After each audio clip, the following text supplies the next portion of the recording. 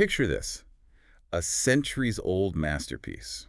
Colors dulled by time, Hmm. undergoing this delicate cleaning process. Yeah, It's a scene straight out of a museum, right? right. What you might not know is that art restoration. Relies heavily on solvents. And for a long time, those solvents haven't exactly been, Environmentally friendly? that's right, traditional solvents, while effective. Often come with a hefty environmental price tag. And that's where our deep dive begins today. We're taking a close look at. A fascinating CARSI article Okay. and some groundbreaking research by Carpentieri from 2023. All about the rise of what are called green solvents. What's fascinating here is that we're talking about a field Art restoration that's deeply committed to preserving the past. now looking for ways to safeguard its future, too. Absolutely. And for the art restorers themselves. It's not just about reviving colors.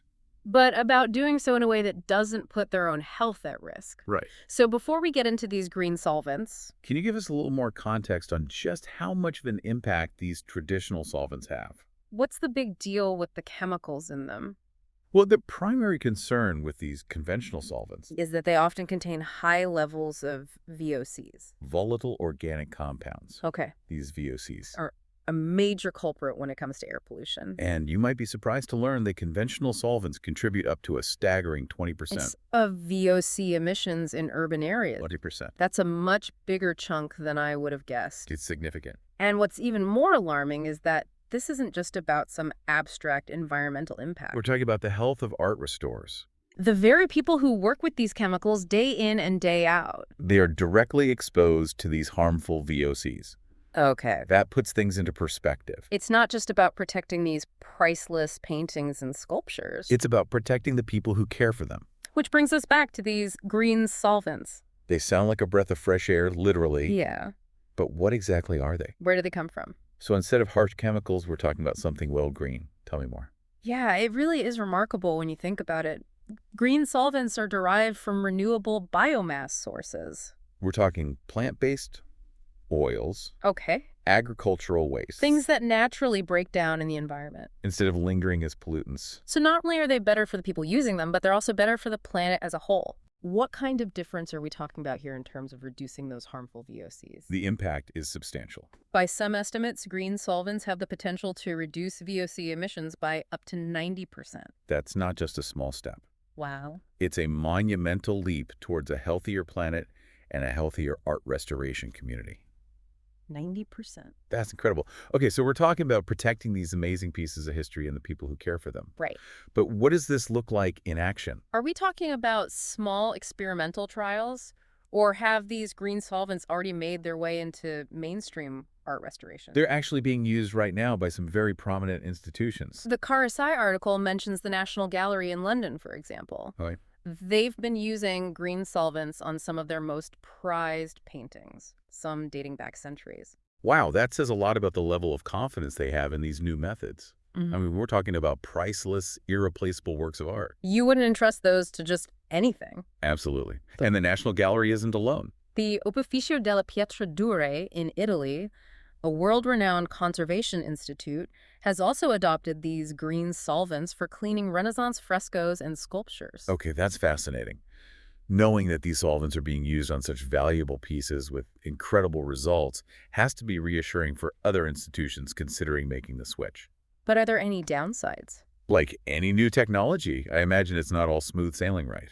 You're absolutely right. One of the biggest challenges right now is the upfront cost. Green solvents can be more expensive to produce initially.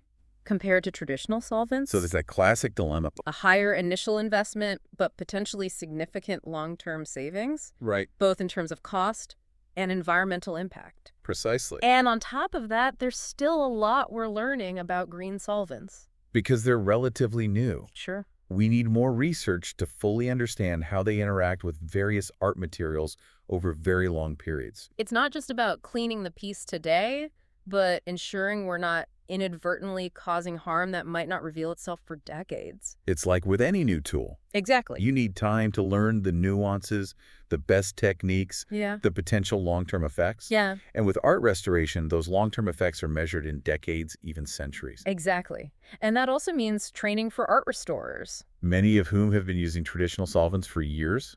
Getting them comfortable and confident with these new materials and techniques is crucial. It sounds like a pretty complex transition then. It's not just about swapping out one product for another. It requires a fundamental shift in thinking new skills and a deeper understanding of the chemistry involved. So what does the future hold? Where do we go from here? It really feels like we're on the cusp of something big here, you know? If green solvents can revolutionize a field as specialized as art restoration, Yeah, imagine the possibilities in other industries. exactly. Think about Yeah. all the sectors that rely on heavy-duty solvents. Manufacturing, construction, Right. even your everyday household cleaning products. Yeah. There's potential for a ripple effect. Across so many different areas. It's almost like a domino effect. As the technology develops and becomes more widely adopted, the costs will likely decrease. And as that happens, more and more industries might find it feasible to make the switch. Precisely. And there are already encouraging signs. Carpentier's study notes that the use of green solvents in art restoration alone has increased by 15% in the last 5 years. Wow. In 5 years. Yeah. That's a pretty significant jump. It might seem like a small step, but it demonstrates that change is possible. It's easy to get caught up in the challenges of adopting new technologies. But sometimes you need to step back and look at the bigger picture. It seems like the art world, through its dedication to preservation and its willingness to embrace innovation, might be leading the charge towards a greener future. And that's a powerful message. Who knew that the meticulous work of restoring a centuries-old painting could hold the key to a more sustainable future for all of us? It's pretty amazing when you think about it.